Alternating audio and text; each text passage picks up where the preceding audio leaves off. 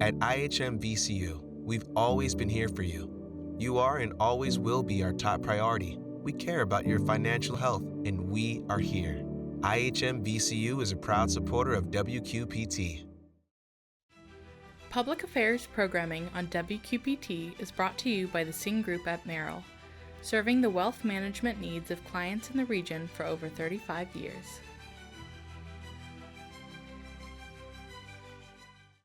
A new Congress gets ready to meet in Washington, but first, those still in office meet for what's called a lame duck session. And we talk with the heart, the soul, and the voice of Trans-Siberian Orchestra as they get ready to rock out your holidays in the cities.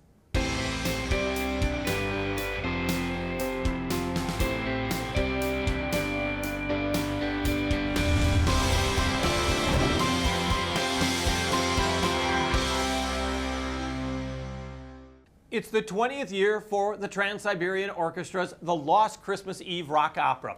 I got a chance to talk with music director Al Pitrelli and vocalist Kayla Reeves about the December 20th performance in the cities. Stay tuned for that. But first, last month, Congressman Eric Sorensen won re-election to his second term to Congress. His margin of victory and his total vote count was higher in this election than in his first. But he still returns to a House that's controlled by Republicans. In January, the 119th Congress will be ruled by a razor-thin GOP majority, just 2 seats, with 2 other Republican seats being vacated. Some of the biggest issues facing the nation may be delayed until after January 3rd when the new Congress is sworn in. We talked with Illinois 17th District Congressman Eric Sorensen, re-elected in November, and Representative Sorensen and I worked together for several years at WQAD-TV when he was a meteorologist. November elections are over. Republicans saw some real great strength. What does that mean for Congress? I mean, it's a very razor-thin majority for Republicans, but what does it say for you and your party? I mean, look, the top of the ticket and the fact that we, are not inaugurating Kamala Harris, it's a disappointment to Democrats. Let's be honest. However, I think that we need to now focus on how we are better communicating with the American people. One of the things when I got to Congress, I decided I'm not going to play politics here. That meant that I was able, up until November 5th, to prove that I was working for the people, whether they were Democrats or not. If you had a Trump sign in your front yard, yeah, I'll go and knock on your door. I'll talk with you. I'll engage with you. The same thing with Republicans across the aisle in Congress. I'll work with them in any way that I can, but I don't think that it worked everywhere. Well, as you well know, with a razor-thin majority for the Republicans, that depends on every Democrat standing in opposition to them. With it being so close, because we always talk about what Republicans have to do, doesn't it put more pressure on Democrats to be lockstep with the party? And isn't that exactly what you're going to have to do for 2 years? Well, I think it means that those members of Congress who are more bipartisan, it means that we need to show up. We need to engage. Right? Because we can be the ones that can move forward important legislation. It can't be that the extremes in our political parties are the ones driving the ship, because now we're seeing what happens when that occurs. For instance, when we talk about Farm Bill, we need to get this thing out the door.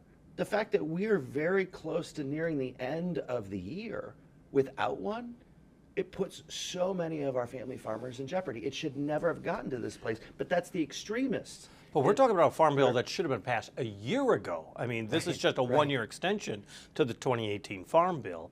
And let's be honest, Republicans are going to wait until they're inaugurated when they can control both houses in order to pass what they want for a farm bill. Right, so it means that there are going to be members of Congress like Congressman Randy Feenstra of Iowa, that he is playing the middle of the road. He's a good moderate on our agriculture committee. He's the one saying that we need to make sure that the safety net is there for our farmers, which is the same thing that I'm saying. But because he is part of the majority party, it is incumbent on him to communicate those things. And I'm thankful that I can work with him to say, we need to fight for these things to get this done. But look, Jim, we should have never gotten to this point. The 2018 Farm Bill had an expiration on it, and then we just kept extending it. And I remember this time last year, I wanted the extension to go to March because I didn't want to see politics become a part of this 5-year Farm Bill. And we couldn't do that in March. We had to go to September because the commodities groups go September to September for their budgeting. We get to September and there's a stalemate. And why was there a stalemate?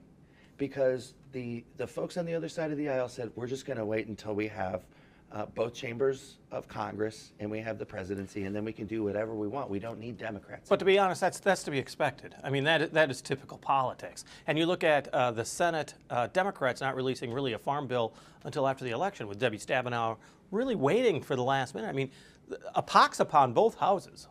Well, we know one of the things, for instance, like I was a yes vote in committee for this GOP farm bill. Why? Because the producers, the ag stakeholders, the farm, or the food banks, I should say, they all said that this was good. We need to make sure that we have crop insurance, and that is bolstered in this new farm bill. So I was able to vote yes to get it out of committee. Let's get it to the floor of the House. But then it was on the majority party, and the Republicans blocked it. It never got to the floor of the House. And so I was fine getting it to the floor of the House, making sure that we can shore up SNAP benefits, and then get it to the Senate. And it just got bogged down in politics. And that's what doesn't work in Washington today. Well, and as you said, bipartisan, and you're talking about Republican support. House Ag Chair Thompson said he'll oppose any spending measure that leaves out billions in extra farm aid. So it sounds like even he will be going up against the Republican Party in some ways. What do you really think is going to happen as far as the farm bill is concerned? Do you think it's just a can that's going to be kicked down the road even further? Well, look, I have a great relationship with Chairman G.T. Thompson. I think he's a tremendous member of Congress. He has been the chairman of House Ag for a long time. He knows how to do these things. And look, he understands what our producers need. And it's not just what corn and soybean producers need. You know, it's what, sugar beets farmers up in the Dakotas need. It's what cotton farmers need. It's what tobacco farmers need. Everything. That safety net is not in this current farm bill. Why isn't it there? Let's be honest. It's not there because there's extremists over here on the far right in the Freedom Caucus. They think that this is a waste. And so now you have the Freedom Caucus that is going to say every penny that is spent on Americans is a waste because it's not from me. You know, look where these Freedom Caucus members live. They don't live in agricultural areas. They're not sitting there on the Agriculture Committee. They're not standing up for our family farmers and our producers to make sure that these livelihoods can last for many more generations. Well, as you well know, a great deal of the Farm Bill is for supplemental help. Food stamps, as it used to be called, almost 80%. And it used to be bipartisan support for the Farm Bill, with rural Republican farmers protecting, rural Republican lawmakers protecting farmers, and urban Democrats protecting the SNAP benefits. Are you seeing that anymore, or are you still worried? Because there was always calls to take SNAP benefits and food benefits out of the Farm Bill. Right. So one of the things that I was talking to Chairman G.T. Thompson about this is we have to make sure that there's a pay for everything that is in the Farm Bill. And we have to make sure that we're decreasing the number of people that need food assistance. Okay, so let's go away from the Farm Bill for just a moment. All right, what are we doing to lower costs at the grocery store? If we lower the costs at the grocery store, then there's fewer people that are going to need that SNAP assistance. Right? And so then now it makes sense that we can do both of these things and have the same net effect, right? Because we're lowering the food insecurity in the country. So it's a big thing. We have to look at the forest through the trees, but also we do have to make sure, as people are struggling today, that we're not taking their help away. Because look, we just got through a pandemic. The cost of food, it's coming down considerably from where it was even this past summer. But people are struggling today, and we have to make sure that the government is working for them. Let's talk about the stopgap spending bill that's necessary to keep the government running. That's going to be the most important vote that you're probably going to make this week. What are you hoping gets accomplished? And once again, it is stopgap. It just means that probably come this spring, the funding of the Trump budget, I think, is going to be released. Trump budget is going to be released in February, and so it's basically funding until then. So what we need to make sure in this continuing resolution is we are not cutting the assistance.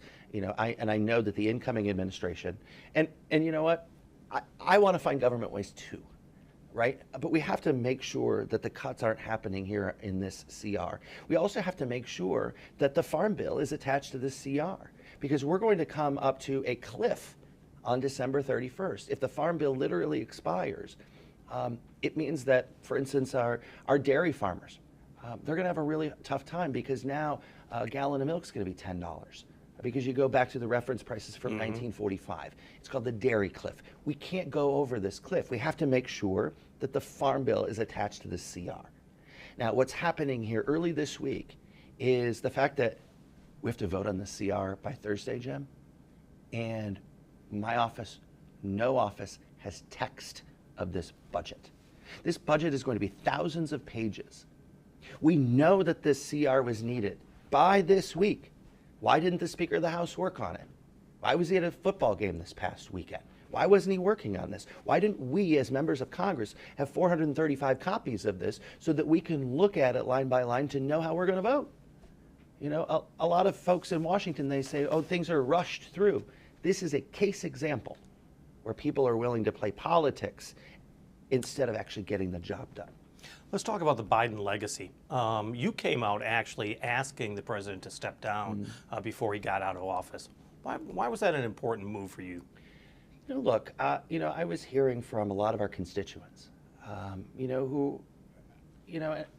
can even say that I'm a constituent of the Illinois 17 too. You know, I've got aging parents. I've got parents that are pushing 80 years old.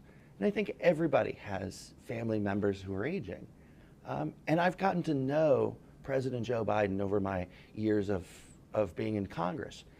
I've been able to work with him. I've been able to travel on Air Force One with him. But look, he wasn't the man for the moment.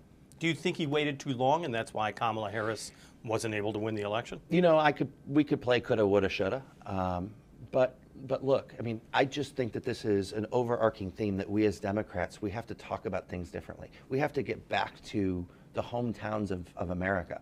The fact that we didn't win 7 out of 7 swing states. It wasn't because of the top of the ticket. It was because we as Democrats, we have to get back into hometowns and meet the needs of people. And I hope that we're able to do that. And so there will be a flip in 2 years. But that's up to us as Democrats, as lawmakers, as leaders to show our work. You're trying to get on the Armed Services Committee because one of your biggest constituencies is the Rock Island Arsenal. How concerned are you about funding for the Defense Department, I guess, and for the Arsenal in this upcoming budget? Well, look, I've heard from leaders at the Arsenal, also working with Senator Tammy Duckworth, who's on the Senate Armed Services Committee. We need to make sure that there is minimum work requirements for those at JMTC and for the rest of the Arsenal. And for the sole purpose is if there is ever a world conflict or a conflict in Southeast Asia, we have to ramp up our production. And so we've got state-of-the-art equipment that is sitting on the Rock Island Arsenal. If we have 0 things, if we are appropriated funds to build nothing, well, then how are we going to ramp up from 0? We need to ramp up from 12. We can go from 12 to 12,000 if we have a conflict that we need to react to. And so, you know, I have put forth a bill that means that there's minimum requirements for work on the Arsenal, but also, as we go forward, I have looked and I've thought to myself, where am I best suited to do the work for the people of this district? You know, I like to think, you know, as a meteorologist in Congress, you know, I can go and play checkers and do some really cool stuff with NASA and space. I'm the ranking member on the Space Subcommittee. Or I can go and play chess on the Armed Services Committee. I can make sure that we are increasing the workload and the value of the Rock Island Arsenal. On the Armed Services Committee, I can make sure that the Army Corps of Engineers is continued to be funded as we increase the funding of what we need to keep the channel of the Mississippi River open, to make sure that we're investing in locks and dams. Also understanding that we have the Illinois National Guard in Peoria. We need to make sure that we're upgrading the C-130s that are being tested there and flown out of Peoria. So those are things that I can do, and I can have a tangible effect on our district in a Trump administration, because Trump's not going to take money out of our military. I got to be able to go to Washington and grab the funding and say it is best needed here. You were at the southern border earlier this year. You saw firsthand some of the efforts that border control is either failing or is succeeding. Right. You do know also that on day one, President-elect Trump is saying there's going to be mass deportations, and the city of Chicago is preparing for that. What do you think the impact would be in Western Illinois, and should local government and state government be fighting it? Look, we have to make sure, first of all, that the 14th Amendment to the Constitution is upheld. And I'm very concerned. You know, we've got so many folks here that are contributing to the economy of Western Illinois. You know, I'm worried that on January 20th or whenever the future president decides that he's going to round people up, that all of a sudden you're going to see students that don't go to school anymore because maybe they have a parent. I just believe that the United States, and one of the greatest things about our country is we are a land of immigrants. Now, I want to make sure that people are immigrating legally. I want to make sure that the border is secure. And I think making sure that we're focused on the solutions here, not tearing families apart, which is what happened, you know, in 2017 and 2018. You also know about the Rita Crundwell story, the former comptroller in Dixon, who just received a clemency from President Biden. You had posted on social media that you thought that the decision was BS. Right. There's not much you could do in regards to clemency, but does this not point out that there is something wrong with the system? I mean, people are going to look at that, and they're going to look at Hunter Biden, and they're going to say, what the hell is going on? Right, and I think this is one of those things where, you know, I know how important this is to people in Northern Illinois. You know, I was talking with comptrollers of some of the Quad Cities just this weekend, and they said, I'm a comptroller, I'm a treasurer, and the fact that we now see this person who embezzled all of this taxpayer, you know, money, $54 million. $54 million, and then gets off scot-free. What does that say to other people? It says that there's going to be a slap on the wrist. And so I know how important this was, and the visceral feeling that we have of this person that took advantage of all of us, duped all of us. And so, yeah, it is BS that this person is out scot-free, because it hurt so many people. You know, I think that was a mistake by our outgoing president. Illinois 17th District Congressman Eric Sorensen. We reached out to newly re-elected Iowa 1st District Representative Marinette Miller Meeks. We hope to talk with her in the coming weeks. We're just days away from the holidays, and we hope the lead up to your celebrations aren't stressing you out. So we've got some great ideas for events that could let you enjoy the season a little bit more, thanks to Visit Quad Cities. Check out the things to do this week in the Quad Cities. Start off with watching National Lampoon's Christmas Vacation on December 17th at the Adler Theater. Then you can attend a polar pajama party on December 19th at the Putnam Museum. Next, try out an open mic night on December 19th at the Bootleg Hill Honeymoons. Then, John Deere employees can get 2 free tickets for Storm Hockey at the Vibrant Arena at the Mark. And finally, bring your dogs to Lights and Leashes so they can see those lights at the Quad City Botanical Center. For more events like these, visit our events calendar at visitquadcities.com. It is a true crowd favorite for the holidays, the Trans-Siberian Orchestra. It's got 2 shows on December 20th, performing its classic rock opera, The Lost Christmas. I got a chance to talk with music director Al Petrelli, who has been with TSO since the start, and vocalist Kayla Reeves, who told me about performing with this iconic group at this time of year.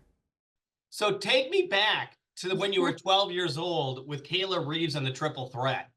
Man, I haven't heard that in such a long time. That was my very first band. I started that band when I was 12 years old. And we were just best friends, just roaming around Texas, playing the blues. Had a blast. Because the music has been in you since you were just a little kid. I read an interview where, you know, you really discovered it when you were 7 years old, and you've never stopped since then. Right.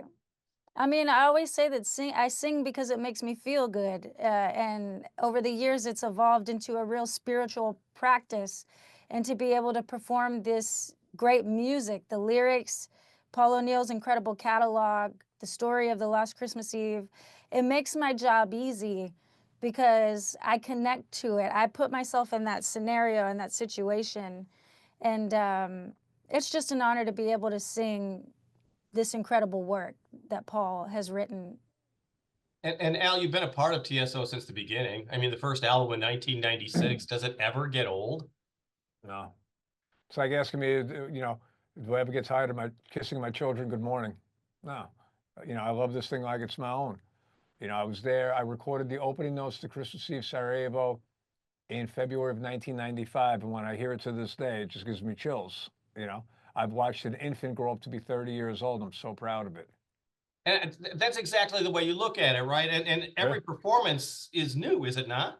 Absolutely. Look, like she just said, since we were puppies, we've been dreaming about doing something like this, never mind this, And I got to watch the Beatles on Ed Sullivan in 1964. I was 2 years old in my feety pajamas. That was it, brother. Hooked.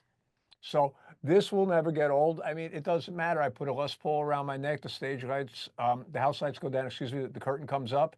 I'm 14 all over again, every day, sometimes twice a day. Al, how tough is it to keep the energy going? I mean, you're talking about a high impact orchestra, and it's got to take a wear on you. No, don't. I love it. Listen, somebody asked us earlier today, how do you get in shape for a tour like this? With us, we never get out of shape, I mean, we're working on this thing all year long. It's not like, you're going into, a boxing match and you got to cut weight for 6 weeks and get into shape for the fight. We're kind of at the ready all year. In years past, we've been touring all summer and spring and summer. TSO has done the other bodies of work like Beethoven's Last Night and other works that we've had. So, but again, in the mindset that you're just up there doing what you've been dreaming about since you were a kid, I never get tired of it, ever. And the people of Moline make it easy. Yeah, the audience energy, right? Right. Yeah. You do feel, I mean, that's what I always wonder is that as a performer on stage, you can't really see individual faces out there necessarily. I mean, but you do pick up on the energy? Yes, and you can see a lot of the faces. I mean, I squint a lot at my age, but what are you going to do? But again, going back to the folks in the audience, a lot of these people have been coming to see us for decades now, and we affectionately refer to them as the repeat offenders. So I spend a good portion of the evening looking out saying, oh my God, or they hold up their brand new baby, and they were babies when they come to see us the first time, like maybe, 2002, 2003. So we're all growing up together and they're coming out like 3-4 generations deep now. Kayla, tell me about the special feelings you get during the Christmas season, because I mean, TSO and Christmas are almost one and the same. Right. It's just wonderful to be, we're a big family, and so when we step foot into production rehearsals, there's a lot of love in the room. It's like, all right, guys, it's time to get to work. Let's carry out Paul's vision. Let's celebrate his incredible work and, just have a blast with the people of Moline and all across America for the 8 weeks that we're going to be roaming around. Al, TSO, known for charity, you're hitting a milestone this year. Tell me a little bit about that and your ticket sales. Well, the first show we ever did was 1999, Tower Theater in Philadelphia. Sold it out. 3,000 seats. We were stoked. It was awesome, And Paul said he wanted to take $1 from every ticket that was sold and put it back into the community. I said, that's an incredibly beautiful thought. Wonderful. And he goes, yeah, but we're going to do it forever. Every ticket we ever sell, $1 will go back into the community. It's the holidays. He wanted to help. He wanted to change the world. He didn't talk about it. He actually did it. So we crossed over. We're past 20 million tickets sold now. And if you do the math at $1 a shot, he's made a big impact. And I'm really proud of him. And I'm proud to be part of an organization that puts community first. Not just like a rock band coming into town and, making a lot of money and bailing. Paul wanted to make sure that he helped the community. It's the holidays, and it seems like all the problems in the world are magnified as somewhere between Thanksgiving and Christmas. Well, it's also nice to continue that legacy. I mean, it's so important, isn't it? So important, yeah. And we will continue on until we sell our last ticket. God, hopefully that'll never happen, but we'll see. You were talking about the fans in Moline. What about the fans in general? I mean, you have people, like you said, they plan their holidays around seeing you, and justifiably so, because you just leave your concerts just full of energy. Actually, we're a little tired at the end of it as well. Right. Obviously not as tired as you, but there's just so much energy to each performance. There is. Listen, I remember when I recorded the opening notes to that song 30 years ago, and I looked at Paul and I go, this is really powerful. And I said, I hope to God people hear it one day. That's all I was hoping. And you fast forward to December of 95, and it was accidentally played on a couple radio stations in America. And within days, it was the #1 requested song in America. People had never heard anything like that before, around the holiday time, Christmas song. And they grabbed onto it like it was theirs, and they never let go. And you can't market this band. I couldn't have scripted this with you and said, okay, we're going to do this, and become what it's become. This is an organic growth that's taken 30 years to build. The fact that we're still talking about it, the fact that people are bringing their children and their children are bringing their children every year. I'm just really proud of the art form that Paul created all those decades ago. Like I said, like at the top of our conversation, like one of my children growing up and becoming the president. Didn't see this one on the horizon, but I'm really proud. Kayla, you're such an important part of TSO right now, but you're a part of something bigger, it seems, with this particular orchestra. Is that the way you feel? Oh, 100%. We really are a part of something big. Paul O'Neill really wanted to change the world, and like Al said, he didn't just talk about it, he really did it. And to be a part of that, and to actually have firsthand conversations with people that have told you what an impact and how this music and this show has changed their life. I mean, that's just a huge honor and a huge responsibility to continue to make it a bigger and better show year after year, and we're going to continue to do that. Guys, I'll give you the last word. Anything that you want to say to the audience that's going to be coming to see the show in Moline? Can't wait. Yeah. Can't wait. Whatever you think it's going to be, you're wrong, I promise. Our thanks to Trans-Siberian Orchestra Music Director Al Pitrelli and TSO vocalist Kayla Reeves. TSO marking 30 years of touring coming up in 2026. Next week on The Cities, we take a look at the embattled programs known as DEI, Diversity, Equity, and Inclusion. We'll talk with a leading voice in DEI in the cities about the mission of DEI programs here and the opposition it faces in some sectors of our community. Join us for that next week, right here on The Cities. On the air, on the radio, on the web, on your mobile device, and streaming on your computer. Thanks for taking some time to join us as we talk about the issues on The Cities.